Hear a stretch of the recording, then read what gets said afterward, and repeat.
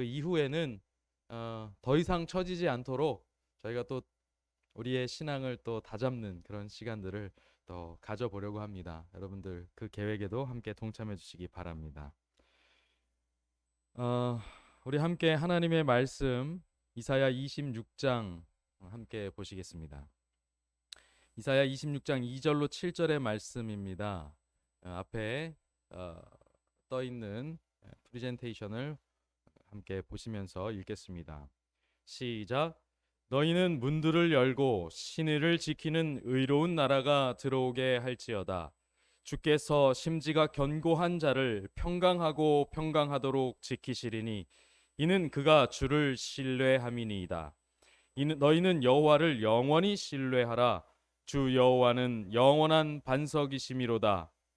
높은 데에 거주하는 자를 낮추시며 솟은 성을 헐어 땅에 엎으시되 진도에 미치게 하셨도다.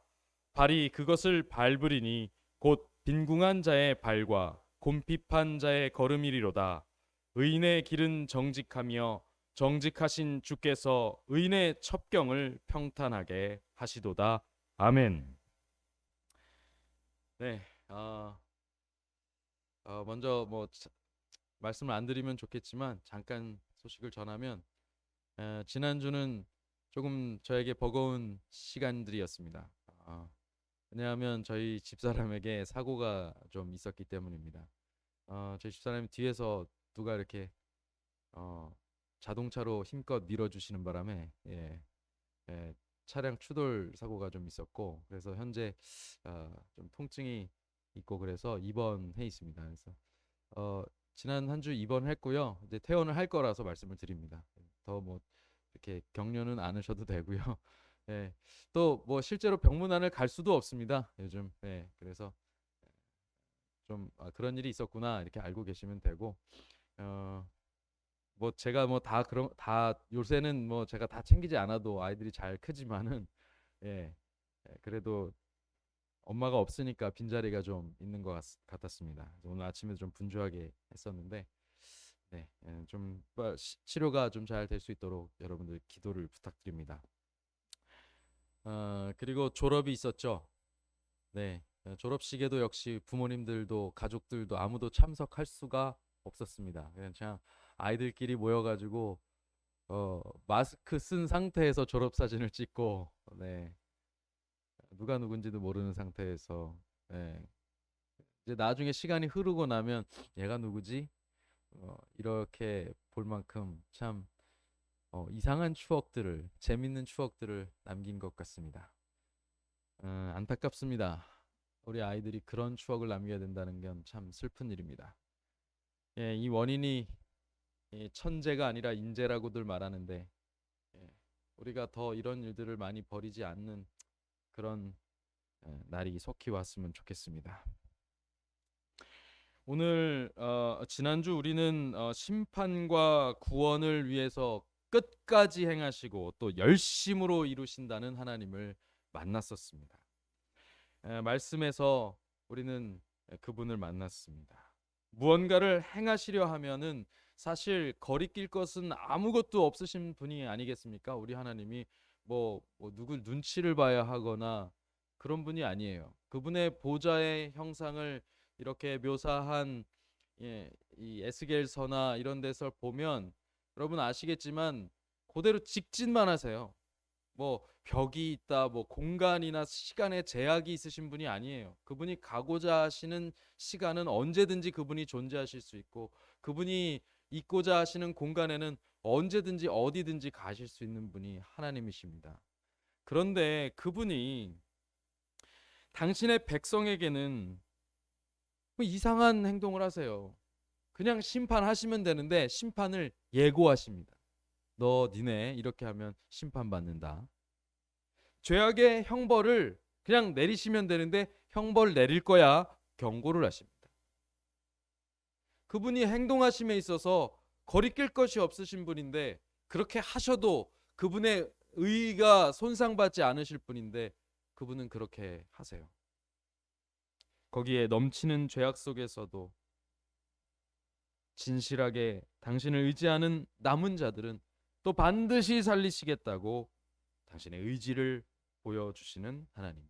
우리는 그분의 은혜에 감사하고 찬송하는 시간을 지난주 가졌었습니다. 그래서 이사야 12장은 시온 주민들에 의한 감사와 찬송으로 이루어진 그런 내용이 되었습니다. 자, 오늘 우리는 이어지는 13장 이후의 말씀을 통해서 하나님의 뜻이 어떻게 드러나는지 또 공부하게 됩니다. 이스라엘 역사와 함께하는 주변 국가들의 이야기가 등장합니다. 정확하게 이야기하면 그들에 대한 심판, 그것이 드러나는 장면입니다. 이스라엘의 무죄, 이스라엘은 다시 회복될 거야 라고 말씀하시는 것이 분명해지면 분명해질수록 이스라엘을 죄악으로 빠뜨렸던 죄의 원흉들이 더 분명하게 드러나게 됩니다. 오늘 우리는 이스라엘을 죄로 물들이기 위해서 그 주변 국가들을 자극하고 또 장악했던 이 사탄의 감화가 심판받는 장면을 보게 될 것입니다. 그것은 이스라엘을 강포와 우상 숭배에 빠지게 했던 주변국들에 대한 심판에 대한 묘사로 드러납니다. 이제 이사야 13장부터 나타나는 내용을 통해서 그 심판의 내용과 의의를 살피면서 특별한 교훈과 은혜가 우리에게 충만하게 있기를 간절히 바랍니다. 자, 그래서 오늘 제목은 정직하신 주라는 제목으로 여러분과 함께 하고자 합니다. 먼저 13장부터 21장까지의 내용을 대략을 요약을 좀 해드리겠습니다. 이렇습니다. 심판에 대한 경고가 나오는데요.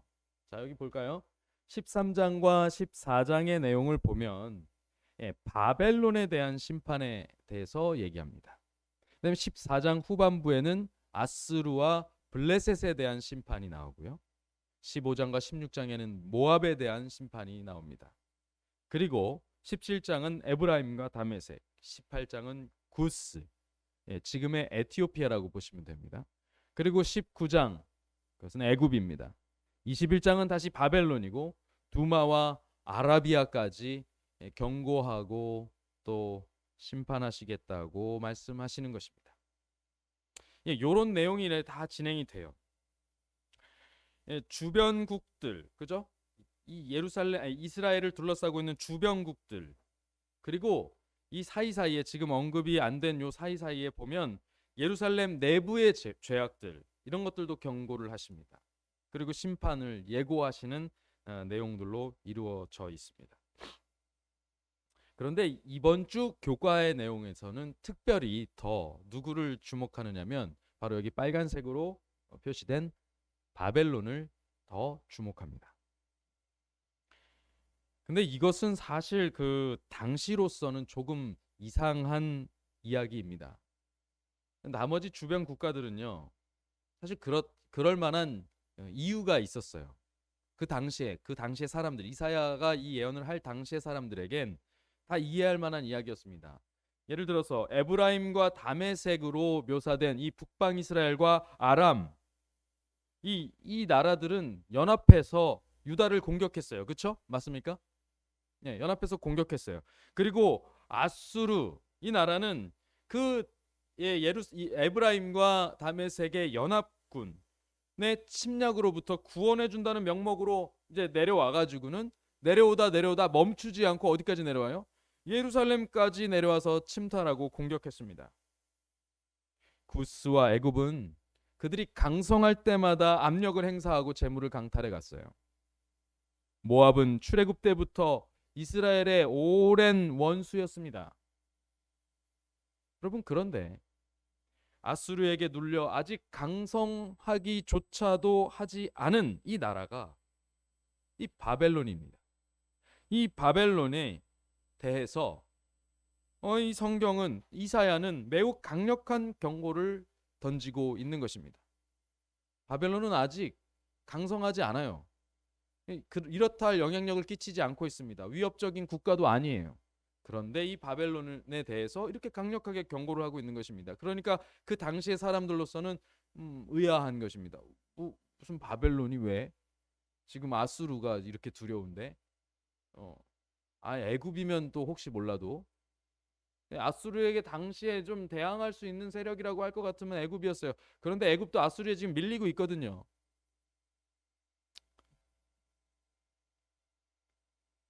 당장 아수르를 피하기도 버거운 상황에서 또 다른 강한 국가가 일어난다는 예언은 어쩌면 달가울 예언이 전혀 아니었습니다. 그러나 이 내용을 살펴보면 우리는 왜 하나님께서 이사야를 통해서 이런 기별을 주실 수밖에 없었나 이 사실을 이제 알게 됩니다. 이제 경고의 내용을 좀 살펴보겠습니다. 이 바벨론에 대한 경고의 내용은 이렇습니다. 보라, 여호와의 날 곧 잔혹히 분냄과 맹렬히 노하는 날이 이르러 땅이 황폐하게 되며 그 중에 죄인을 멸하리니 하늘의 별들과 별의 무리가 빛을 내지 아니하며 해가 돋아도 어두우며 달이 그 빛을 비추지 아니할 것이로다. 내가 세상의 악과 악인의 죄를 벌하며, 자 이제 벌할 때 어떻게 벌하냐면 보십시오. 교만한 자의 오만을 끊으며 강포한 자의 거만을 낮출 것이며. 자, 그다음 다음 장을 보겠습니다. 이사야 14장 12절로 14절입니다. 이 성경절은 매우 유명하죠. 너 아침의 아들 계명성이여 어찌 그리 하늘에서 떨어졌으며. 그다음에 쭉 내려가서 뭇별 위에 내 자리를 높이리라. 내가 북극 지폐 산 위에 앉으리라. 가장 높은 구름에 올라가 지극히 높은 자와 같아지리라 하는도다. 여러분 이 내용을 보니까 그들의 제약이 뭐예요? 하나님께서 그 바벨론에 대해서 특별히 주목하고 계신 죄악이 좀 보이십니까? 앞에 13장에서는 교만, 오만, 강포, 거만 이것입니다. 네 가지가 분명하게 드러나요. 그리고 뒤에 대해서는 지극히 높은 자와 같아지겠다. 아주 교만한 그런 모습을 보입니다. 어떻게 그렇게 보인 것일까? 그들은 어떻게 그 나라가 어땠길래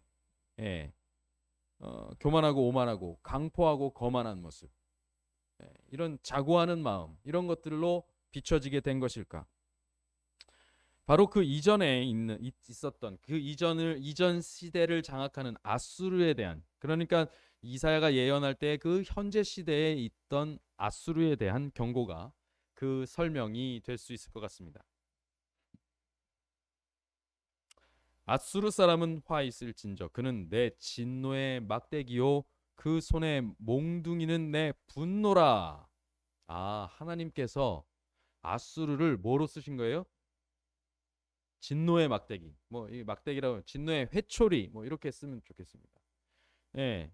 분노의 몽둥이, 이것으로 아수르를 사용하셨다라는 것입니다. 그래서 경건치 아니한 나라를 치게 하며 나를 노하게 한 백성을 탈취하게 한다, 이렇게 말씀하셨는데 이게 누구에 대한 얘기일까요? 이스라엘에 대한 이야기입니다. 그리고 이스라엘뿐만 아니고 그 주변에 하나님께 대해서 만홀히 행한 그런 나라들, 그 도가 너무 지나쳤던 나라들에 대해서 징치하는 것을 이 아수르라는 제국을 통해서 하려고 하셨다, 이것입니다.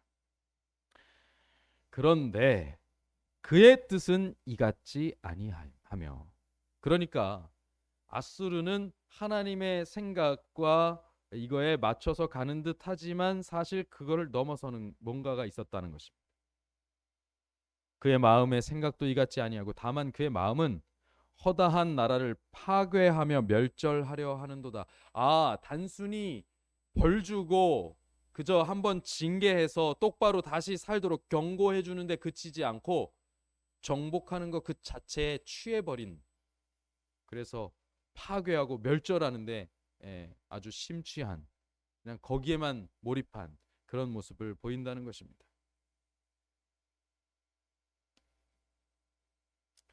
그의 말에 나는 내 손의 힘과 내 지혜로 이 일을 행하였나니.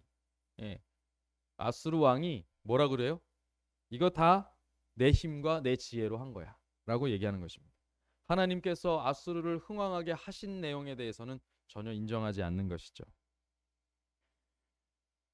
나는 총명한 자라 열국의 경계선을 걷어치웠고, 그러니까 각국의 경계를 다 땅 따먹게 해가지고 차지해 버린 것입니다. 여러분 땅 따먹기 어렸을 때 다 해보셨죠? 그래서 이렇게 탁탁탁 이렇게 쳐가지고 돌을 이렇게 굴린 다음에 마지막에 한 뼘을 딱 재가지고 거기까지 딱 싹 먹어버리는. 경계선이 그러면 딱 어떻게 돼요? 그 다음에 손으로 경계선을 싹 지워서 이거 다 내 땅 이렇게 합니다. 아수르가 땅 따먹기를 했어요. 그들의 재물을 약탈하고 또 용감한 자처럼 거주한 자들을 낮추었고 내 손으로 열국의 재물을 얻은 것은 새의 보금자리를 얻음 같고 온 세계를 얻은 것은 그 안에 있던 알을 주움 같았으나 거기서 날개를 치거나 입 벌리거나 지저귀는 것이 다들 꼼짝도 못했다. 옴짝달싹도 못하고 뭐 대항할 엄두도 못 내고 내가 딱 가져가는 것을 가만히 다 보고만 있었다. 이것입니다. 그에 대한 하나님의 답변은 무엇일까요? 바로 다음 절에 나옵니다. 우리 같이 한번 읽어볼까요? 시작. 도끼가 어찌 찍는 자에게 스스로 자랑하겠으며 톱이 어찌 켜는 자에게 스스로 큰 채 하겠느냐. 이는 막대기가 자기를 드는 자를 움직이려 하며 몽둥이가 나무 아닌 사람을 들려 함 같으리로다. 그러므로 만군의 여호와께서 살진 자를 파리하게 하시며 그의 영화 아래에 불이 붙는 것 같이 맹렬히 타게 하실 것이라. 아멘. 여러분, 뭐 무슨 말씀인지 잘 알아들으시겠죠? 사람이 막대기를 들고 휘두릅니까? 막대기가 사람을 들고 휘두릅니까? 네, 이게 이 말뜻이라는 거예요. 한마디로. 그래? 네가 그렇게 주장한다 이거지. 그러면 한번 불에 들어가 봐 하고 막대기를 들어서 불에 던지시면 그만인 일이 돼 버리는 것이죠.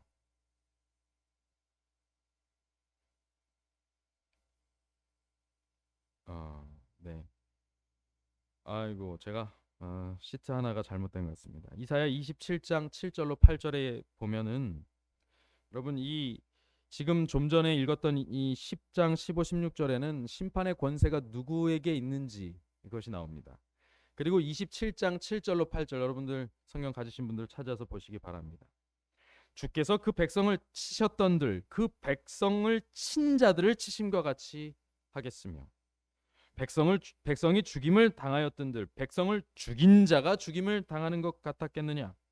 주께서 백성을 적당하게 견책하사 쫓아내실 때에는 동풍 부는 날에 폭풍으로 그들을 옮기셨느니라. 다시 말하면 주의 백성을 벌하실 때는 어떻게 한다고요? 적당하게 하셨다 이거예요. 적당하게. 얘네들 혼쭐이 나게 하시는데 그 혼쭐 났다고 말할 정도로 하셨다 이거예요. 예. 진짜 무서웠어 하고 말할 정도면 괜찮은 거예요. 정말 무서우면 말도 못하고 무섭다고 말하지도 못할 만큼 존재를 지워버릴 정도로 징벌하지 않으셨다는 것입니다. 그런데 그렇게 하려고 하셨는데 지금 아수르는 뭐 한 거예요? 지금 선을 넘은 것입니다. 하나님의 심판과 그 심판의 권세와 그리고 그 정도를 이렇게 제한해 놓으신 선을 넘어버리는 거예요. 아수르가. 그런데 그 아수르에 대한 심판에 대해서 강조하지 않으시고요. 아수르보다 더할 나라 바벨론에 대해서 얘기하시는 거예요. 그러니까 아수르도 세 발의 피라는 거예요. 바벨론이 하는 일에 대해서는 말입니다. 그리고 이 바벨론에 대한 경고는 단순히 그 시대에만 국한되는 것이 아니라 이 시대까지를 내려오며 말세에 이르기까지의 경고로 이어지는 것입니다. 이 바벨론은 바벨탑과 더불어서 이렇게 전통적으로 하나님을 대항하는 그런 세력으로 대표되는 것이죠. 질서의 하나님께는 바벨은 반대되는 것입니다. 바벨은 혼잡, 혼란 이런 뜻을 가지고 있어요. 그러므로 이 아수르의 죄를 좀 정리해 본다면 이렇습니다. 그분의 영역을 침범하고 그 정도를 지키지 않은 교만의 죄, 또 강포의 죄입니다. 그분은 이스라엘의 그루터기를 지키시기 위해서 그리고 그것을 지킴으로 인해서 온 인류의 생명을 지키시기 위해서 심판하고 계신 것인데 그것 자체를 지워버리려고 하면 안 되는 것이죠. 그러면 하나님의 계획과 반하는 것입니다. 이제 바벨론은 아수르 이후에 예루살렘까지를 정복하는 세력입니다. 그래서 이미 배도해서 망하는 북방 이스라엘은 이제 끝나가지만 그래도 남은 이 그루터기인 유다, 이 유다는 남아 있어야 되는데 예루살렘마저 회파하는 그 세력인 바벨론, 이 바벨론은 결국 하나님께 정면으로 배치하는 세력의 대표 표상적 예언성을 갖게 됩니다. 자, 그러면 성경은 오늘 왜 이런 심판의 모습을 우리에게 알려주며 경고하고 있을까? 이 경고는 비단 바벨론에 대한 것만이 아니고요. 이스라엘 주변 국가에 대한 것만이 아닐 것입니다. 그저 그렇게만 끝날 거였으면 오늘날 우리에게까지 이 이야기가 내려올 필요가 없어요. 이 이야기는 반드시 연결이 되어서 우리에게 오게 하기 위해서 지금 기록되어서 남게 된 것입니다. 성령께서는 이것을 보존하셨고 오늘 우리 귀에 들리게 하신 거예요. 그렇다면 이 내용은 왜 어떻게 우리에게 교훈이 될까? 이스라엘 주변 국가들이 이스라엘을 공격하는 양상을 보면 주로 이렇습니다. 물리적 타격을 입혀요. 침략하고 강탈하고 죽이고 뭐 이렇게 합니다. 그다음에 이제 조공을 바치라고 하고 그런데 거기에 한 가지 더 하는 게 있는데 그것이 뭐냐면 영적 침투입니다. 우리가 아는 영적 침투는 어떤 것입니까? 우리가 일제 그 강점기 시절 그 일제가 우리를 이제 식민 통치를 하려고 할 때에 그때 행한 그 방식도 두 가지입니다. 하나는 정치적이고 물리적으로 우리를 이제 강제 복속시키려고 했어요. 그렇죠? 그래서 주권을 빼앗아가는 그런 일을 이제 강탈을 해갑니다. 그리고 다른 쪽에서는 어떤 것을 했냐면 문화 통치를 했어요. 이게 말이 문화하면 뭐 이렇게 되게 유하고 좋아 보이지만 이것은 민족의 정서를 말살하는 것이었습니다. 민족의 뭐 종교심, 민족의 어떤 민족 정신, 정기 이런 것들을 아주 말살해 버리기 위해서 우리가 가지고 있는 전통을 짓밟았어요. 지금 아마 제대로 회복되지 않은 것들이 굉장히 많을 거라고 생각합니다. 우리가 고유에 가지고 있던 우리 한민족 고유의 어떤 문화들이 많이 짓밟혔어요. 그리고 그것들에 대해서 어떻게 하냐면 한민족의 문화는 천한 것, 저열한 것 이렇게 하여튼 국민성 하면서 비난하고 우습게 볼 거리로 스스로 자존감을 낮추는 거리로 만들게 정서적으로 이렇게 세뇌를 시키는 것입니다. 그래서 이러한 교육 방식이 꽤 오랫동안 꽤 최근까지 영향을 미쳐서 우리가 은연중에 뭐 미제 뭐 어디 거 일제 이건 굉장히 좋은 거 우리나라 제품은 안 좋은 거 이런 식으로 인식을 많이 했어요.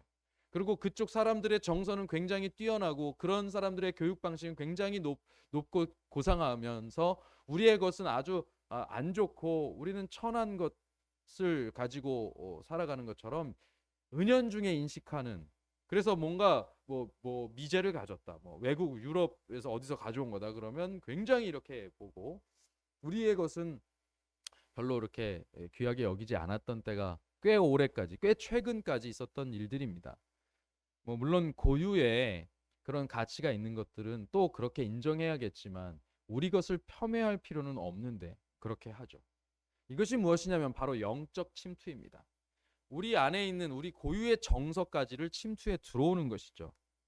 그런데 이 영적 침투가 이스라엘에게는 어떻게 드러나게 되냐면 바로 우상 숭배로 대표되는 것입니다. 그런데 일반적으로는 우상 숭배로 침투를 해요. 그들의 신을 숭상하고 또 성경에 보면 그 신들을 음란하게 섬긴다는 표현으로 기록이 되어 있죠.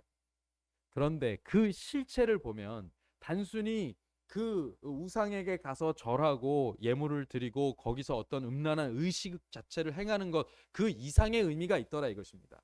그것은 매우 현실적인 모습에 침투를 해 들어옵니다. 일상과 매우 맞닿아 있어요.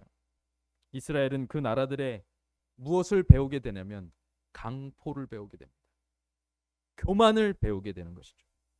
하늘의 왕을 인정하지 않고 그분의 지으신 인간 동료들을 압제하고 학대하는 것을 배우는 것입니다. 누가 그들에게 그런 권세를 주었습니까?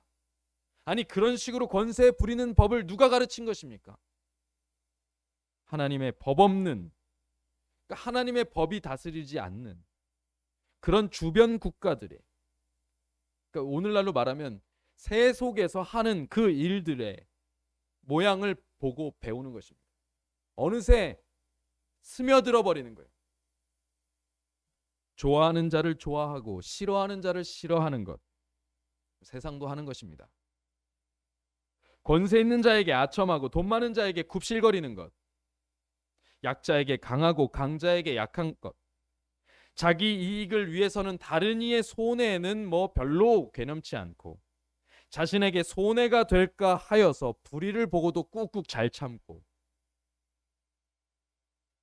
여러분, 이런 정말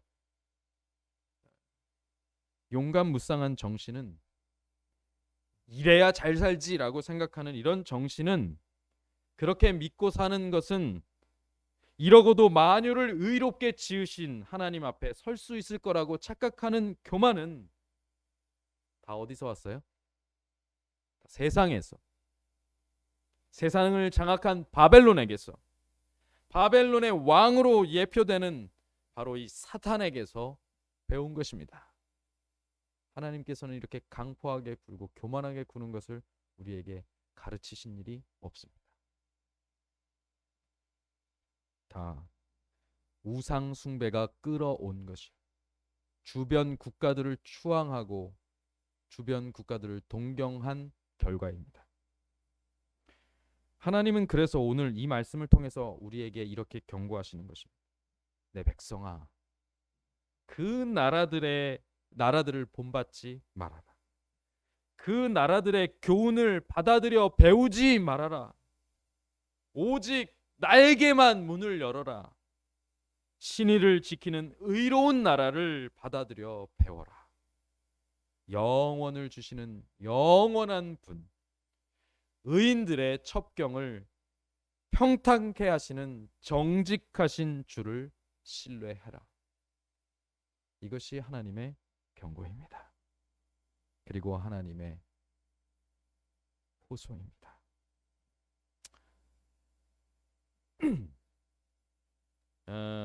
재심 변호사라고 하면 인터넷에 치면 박준영 씨라는 변호사가 나옵니다.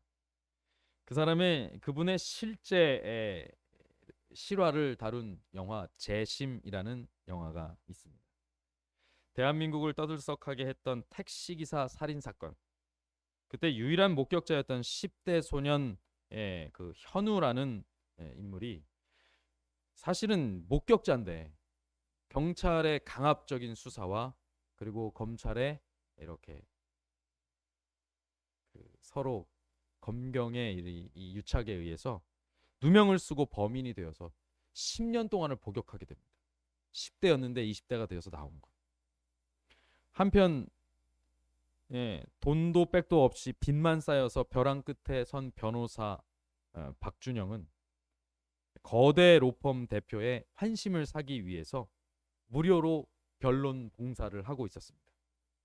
그러다가 이 사건을 알게 된 거예요. 그래서 이 사건이 이게 좀 억울한 거구나. 만약에 이 사건만 잘 해결하면 나에게 명예와 유명세가 돌아올 수 있는 그런 사건이 되겠다. 그러고 이 사건을 수임하게 됩니다. 그래서 처음에는 자기의 개인적인 영달을 위해서 시작을 했어요. 그러나 실제로 현우를 만난 준영은 곧 정의감으로 인해서 가슴이 뜨거워지는 자신을 발견하게 됩니다. 그를 도와서 다시 한번 그가 세상을 믿을 수 있도록 만들어주고자 애쓰게 됩니다. 사실 현우는 똑바로 된 청년은 아니었어요. 비행 청소년이었고 중학교인가 고등학교 중퇴자였습니다. 그래서 이게 누가 봐도 불량한 학생이에요. 그러니까 그 불량한 학생에게 이 일을 덤태기 씌우기는 너무 좋았던 거예요. 아무도 보호해 주려고 하지 않았습니다. 성격도 참 네, 정말 그지 같아요. 아무한테나 욕하고 버르장머리 없고. 근데 그렇다고 해서 그 소년이 살인자라고 단정짓는 이렇게 그 또 강압 수사를 해서 그렇게 만들어 버린 이것은 너무나도 억울한 상황일 수밖에 없었던 것입니다. 예, 그래서 예, 도와주고 있는데 현우의 그 무죄가 드러나면 드러날수록 이 무죄라는 사실이 인정되면 인정될수록 뭐가 문제가 돼요? 또 강압 수사와 부실 수사를 했던 검경이 문제가 되는 것입니다. 그러니까 이 치부를 감추기 위해서 계속해서 이 실제적이고 또 뒤에서 이렇게 다 압박을 하고 정치적으로 압박을 하고 이제 압력을 넣어요. 폭력을 행사하고 그래서 각종 외압을 당하게 됩니다. 그리고 현우는 이미 살인자라는 낙인이 찍힌 채로 오랜 시간을 지내온 바람에 그리고 강압 수사를 하면서 이게 엄청나게 두들겨 맞고 이제 트라우마가 생겨가지고 그 경찰의 얼굴만 봐도 아무것도 못하고 오줌을 질질 지릴 정도로 그렇게 그런 상태가 돼 있어요. 그래서 그런 낙인 찍힌 자신의 형편으로 이제 이건 아무것도 극복할 수 없다. 그러면서 이제 엄한 데다가 막 화풀이만 하는 거예요. 자기 엄마한테 화풀이하고. 그 엄마도 장님으로 등장을 합니다. 또. 그러니까 아주 먹기 좋은 먹잇감이었던 거예요. 아주 강포하고 압제한 것입니다. 그러나 그때 변호사 준영은 이때 더욱 자신의 모든 것을 진실하고 정직하게 드러내고 현우를 설득합니다. 그래 맞다. 내가 사실 내 개인의 영달을 위해서 너 이 사건 맡았던 거 맞다. 그런데 이제 아니다. 나 너 진짜로 네가 다시 한번 세상을 믿을 만한 곳이라고 생각하고 네가 제대로 사과받게 만들어주겠다. 이렇게 제대로 된 재판을 받을 수 있게 해주겠다. 네가 제대로 된 평가를 받을 수 있게 해주겠다. 끝까지 희망과 용기를 주면서 그의 무죄를 이끌어내기까지 절대 포기하지 않는 준영의 모습. 그것이 이 영화에서 제게 가장 인상 깊었던 부분입니다. 정말 포기하지 않고 끝까지. 왜 변호사 주변에 같이 이렇게 로펌에 있는 사람들이 막 배신하고요. 그 법조계에서 막 수사를 이렇게 뒤집니다. 제대로 되지 않게 막 무슨 날짜 막 이렇게 조작해가지고 막 힘들게 만들고요. 그 사이에서 또 경찰들이 조작을 해갖고 막 가두는 거예요. 수사 방해네 뭐 공문집행 방해네 뭐네 하면서. 그럼에도 불구하고 끝까지 포기하지 않습니다. 저는 이 포스터에서 정말 의미 있는 글귀를 발견했어요. 바로 여기 제일 아래 빨간 글씨입니다. 진심을 만나다. 정직을 만나다. 왜 하나님께서 우리에게 회개의 호소를 하고 계실까요? 도대체 우리가 뭔데 우리에게 강요가 아니라 요청을 하고 계실까요? 우리를 사랑하시고 끝까지 포기하지 않으시는 그분의 모습을 한번 바라볼 수 있게 되기를 바랍니다. 언제나 정직하신 그분이 우리의 변호사이시고 우리의 재판장이십니다. 진심으로 포기를 모르시는 그분이 이제 다 해결해 주실 것입니다. 그러니 결코 포기하지 마십시오. 우리가 나아갈 길을 보이시는 그분께 끝까지 나아가서 동행하시기 바랍니다. 오늘 바벨론의 교만, 바벨론의 그 압제, 강포 이런 것들 배우려고 세상을 기웃거리지 않게 되기를 바랍니다. 오직 하나님께서 보여주시는 길을 따라서 우리가 그분께 정직하게 나아가게 되기를, 정직하신 주를 바라보며 정직한 백성이 되기를 간절히 바라면서 오늘 말씀을 마치겠습니다.